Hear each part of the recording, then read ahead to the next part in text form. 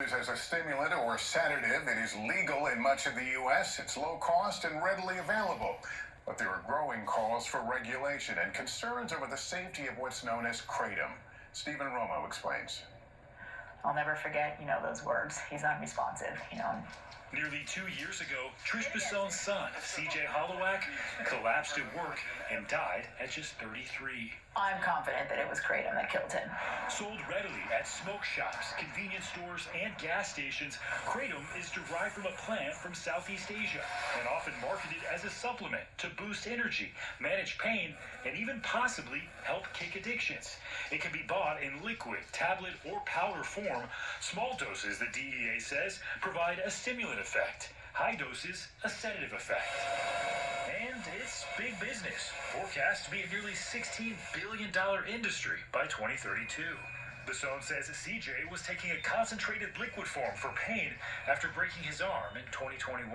Did he say it was helping, or what were your thoughts? He did say it was helping. He wrote in that text, it's helping. An autopsy found CJ died from cardiac arrest due to mixed drug intoxication, including Kratom. The other substances in his system, Bisson says, were doctor-prescribed medications he'd been taking for years. We found, I would say, hundreds of empty bottles of Kratom. She's now suing the maker of the Kratom her son took and pushing for a bill that would prohibit the sale of Kratom in New Jersey, like in these 6 states and Washington, D.C.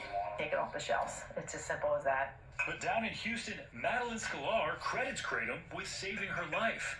She turned to Kratom to deal with chronic back pain after stopping prescription opioids. I have degenerative disc disease in both my neck and back. Taking high-powered opioids, my pain level on a good day would be a 6, but when I was using Kratom and first got started with it, my pain level seriously goes to a 0. I wouldn't want my kid going into a gas station, picking up a concentrated extract and chugging the whole thing. Professor Chris McCurdy of the College of Pharmacy at the University of Florida has studied Kratom for years. He says in low doses, it's about as addictive as coffee, but there isn't enough research on these new higher dose products. CDC data from 2023 shows 37 states and Washington, D.C. had 1,151 overdose deaths in which Kratom was detected. But Kratom's contribution to these deaths is unclear.